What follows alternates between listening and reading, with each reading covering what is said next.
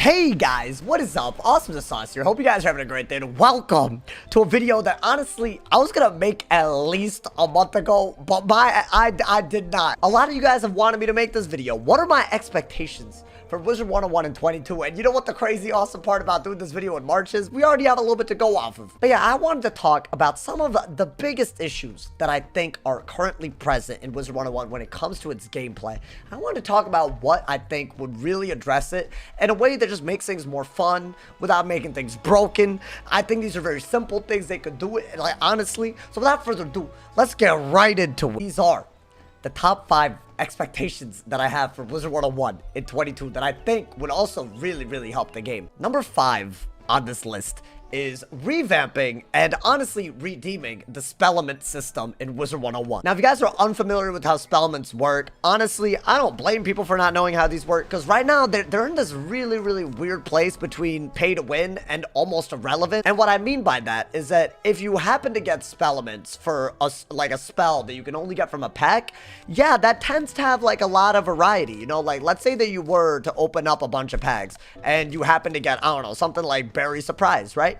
That's 3 different ways you can go about making the spell, and honestly, depending on which path you take, the spell can be very different. My main issue with every other spell element essentially is that it almost always comes down to just upgrading something for damage. For example, right, if you look at the Stormwing path, just get damage, right? That's all you really do, right? Even the Caramel and Lemuria spells where, yes, you can essentially change the pip cost with Spelmans, it's a cool idea, and I'm glad that it exists, but at the end of the day, this has nothing to do with utility at all, right? Spelmans right now are almost exclusively based around damage. I think the only non-pay-to-win Spelmans that sort of got this right are the 2-pip ones. Like, you guys can see what I'm talking about here, right? Lightning Bats, it literally, you can choose to go up in damage, or you can choose to go up, like, with an actual, like, ability, which is really cool. So I hope that they rolled this type of thing out to 3-pip spells, to 4-pip spells that really have nothing going on in the schools. That would be really cool in my opinion.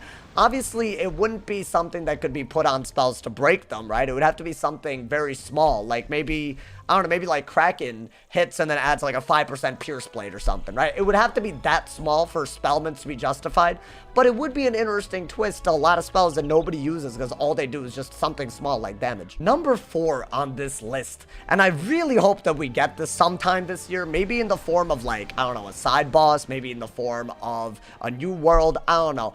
I hope that we get more item cards on our gear that actually matters. Now, this is something that Wiz did surprisingly much more in the past. We don't really see that these days. Like, when you look at the Merciless gear, I don't see a single piece of Merciless gear that I actually can justify using the item card that much. Supercharge, very situational spell. If I go to the Merciless hat, I mean, why am I going to use a Guiding Light on a Storm? I'm sorry, like, maybe it would be decent on a Life, but it doesn't work on a Storm. Not only has the quality of the item cards on gear more recently gone down quite a bit, but also it seems like they're just missing a huge opportunity here, which is, honestly, you could add item cards on a lot of things. Recently, they spent a lot of time removing item cards from pets in PvP, and I know that PvP isn't the only reason people make pets, but I mean, if you're trying to make like a very customized pet, it's normally for PvP. I mean, otherwise you're just going for like triple-double, maybe you're going for like quadruple damage or something, right? One example that really comes to mind is a Royal Triton. This got banned in PvP, and it's a great example of a spell. It's literally one-time use. And yes, maybe at low-level PvP it's bad, but I feel like the way they just got rid of this, instead of maybe even like lowering the damage a little bit to still make it unique, like that's dumb. Like, if someone made a Royal Triton pet specifically for the one time they might be able to use this item card, I think they deserve to be able to use it. It's one use and that's it, right? Like, things like this, right? Like, ambitious item cards, we just don't see them anymore. I feel like they should start thinking about adding item cards to a Thames, rings. They should think about adding them to the Mastery Amulets. I think you could easily add some to a deck. We've literally seen examples of that before. I think an example of when they really did this right was with Uber Boots. I thought it was very well done. Like, all of the Uber Boots gave 6-round auras that were different based on the school, right? So Ice got a Brace, Life got Devotion, but they also got a Cycle of Life. Balance got 2 different 6 auras, like 6-round 25 damage auras. It was really interesting to see what they were doing with that. We really don't see that anymore with Merciless gear. And I think it's a step back. I wish they were more ambitious with item cord. Number 3 on this list is definitely going to be about decks. I don't know why they've decided on this 64 card deck situation. So basically, if any deck that you have, right, max spells is 64. And I think 64 is a garbage number. And the reason I say this is because, honestly, this limit right here is also a huge limit on how ambitious they can get with PvP and how ambitious they can ever get with PvE. Imagine if we had a bigger deck where maybe you got punished for reshuffling and you had to defeat a boss with just one deck. That would completely change up the game, especially if you couldn't flee and restart like you can currently with a lot of bosses. And imagine PvP if instead of having to like pack as many counters to traps and blades and you want to heal and then you want bubbles, you want minions, instead of having to cram everything in a very like suboptimal way, what if you could just have a big deck that you could cycle much more aggressively? That would just make things a lot better. It seems like they're not going to bring back pre-enchants. I feel like there's a lot of debate on this one in PvP anyways, like where you're like, yo, are pre-enchants good for the game, bad for the game? I'll be honest, I'm very undecided on this. Depending on your playstyle, you might love pre-enchants, right? Pre-enchants make you have a much smaller deck. You can cycle a lot easier. You would literally just put hits inside and every utility you would ever need in main. You wouldn't have to dig for a tower shield. You just always, almost always have it, right? It would be pretty easy to play. I don't mind that, but if they're not going to add pre-enchants, at least it would be nice to add more copies of things that I need and cycle more so that in longer matchups, I don't feel like I'm going to lose by running out of cards just because I'm trying to get some card that I really need within 64 spaces in the deck. I guess one solution is just to make sideboard space bigger, but I feel like 40 is already pretty big. So in my opinion, I don't know, maybe they can make sideboards bigger, maybe they could just make deck space bigger. But yeah, man, bigger decks, I just feel like they would make ambitious bosses that can drop really cool gear much more, like you would justify that more, and you can make PvP much more interesting because nothing is stopping you from running a small deck, but there's a lot of things stopping you from running a big deck, and I feel like that could really make people's playstyles come out. Number 2 on this list, and this is very similar to some of the points we've talked about, but I think like this is just something that I really hope happens this year,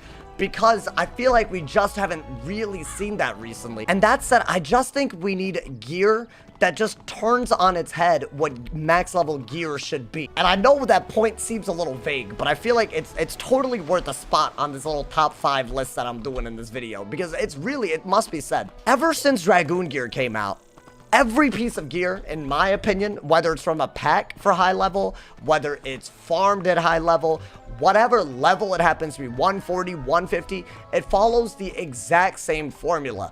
Literally give everything that Dragoon gear gives, but take away a stat for whatever reason. When you compare the Uber boots to the Dragoon boots, the only difference is that you get a little bit of damage, you get a little bit of shads, and then they lower some health.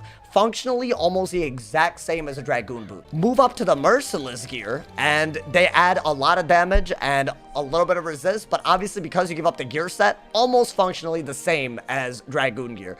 The difference is Dragoon gear gives a sharpened blade and a potent trap, and for 20 levels we haven't had good item cards on our gear because 2 balance prisms, as cool as it is, considering that it's one of the 3 pieces of gear that gives items, that is not worth one of those. You know, maybe if themes and rings and amulets and decks gave cards, maybe it would be justified to give something so situational on the boots, but it's almost not worth the trade-off just for the item cards alone. You only are doing this if you can give up the gear set bonus, and you still have to sacrifice other stats for that. I think what they gotta do is just go back to what they were doing, right? Like when Master gear came out, it gave block on the boots, and it gave pierce, damage, resist. It gave like a lot of really different stats than gear that came out after that, right? After Malicer boots, you would have gear like this, right? It's a formula: health, pip chance, crit, resist, damage. Call it a day. No more creativity with gear. I don't see why they can't give boots, they give block. Why can't they give hats, they give block, right? Why can't they give robes, they give crit? I guess what I'm trying to say is I'm just kind of fed up with the fact that gear it really just follows a power creep now, and it's fine, I guess, if you want to keep people like interested. I totally get it, right? If you increase the damage a little bit, yes, I mean, it worked on me. I spent weeks trying to get all my Merciless gear, right? It worked. I get it. But I feel like the actual, like, effect that it has is that there's burnout after a while. You're, like, you want to actually look forward to something when gear comes out. And I just don't think we have that feeling, especially since the Lemuria update. It just seems like slight increases in gear, and then that's it. You call it a day. There's very little creativity. I think the biggest changes they've done to stats are the Mastery Amulets, because they give Pip Conserve. And that's just one stat, right? I mean, they could do so much more than this and just actually let us customize our gear a little bit more. And I guess the number one thing that's, I guess, on my wish list for 2022, I hope that they, I mean, I think this one is probably the hardest thing on the list, so I wouldn't be surprised if this was like way in the future type beat. But recently they added mastery amulets that made it much easier to run a second school in PvP. And the reason being, you actually just get the best stats you could ever want with these. So you could run almost any mastery that you want. You have a lot of options. You have a lot of utilities that you can learn from your professors. Really great idea. This is by far the best part of the update that's ever happened in near PvP. This is a great idea. That being said, I still think, because of the prevalence of stacking strategies, I still think it would make sense if they made mastery amulets, or maybe even added mastery to other pieces of gear. It doesn't need to be an amulet, that let you master a third school. And I know what that sounds like. That sounds crazy, right? I mean, well, what could you possibly want with 3 schools, right? But I've heard this idea floated around. I've heard a lot of people in my DMs talking about it, and the more and more they tell me about it, the more I'm sold on it, right? Like, a lot of viewers, you guys come up with ideas. There's all kinds of strategies that you could actually see work, and it would be very unpredictable how a match would go. You could always argue that there's a best mastery for any one school. I think it would be very hard to make a good argument for what's the best 2 masteries, if that makes sense. Right now, I feel like everyone's optimized because there's some good mastery for every school, right? Like, right now, the use of masteries, I don't think it's really good, because all it does is counter trap or blade stack, when really, if we had the option to have another mastery, then we could counter blades, counter traps, and then also do something that involves other schools more intimately than just one purpose. That'd be really dope. I hope that they think about that, because for PvP it would be really cool, but I think this is an idea that clearly has worked in this age, and I don't think it would hurt anybody if they did that. But yeah, guys, that is my video on what I hope that they achieve in 2022. Now, obviously, you know, there's a spring update, there's a summer update, there's a fall update. So there's a lot of updates that are going to be coming between now and the end of 2022. I don't know all the things that they're going to do, but I do think there's going to be big things, especially around now. So drop a sub so you don't miss all the news that's going to be coming from this upcoming update. Drop a like if you enjoyed the video. Thank you guys for watching. If somebody has not told you you're awesome today, they're doing something wrong, so stay awesome. And yeah.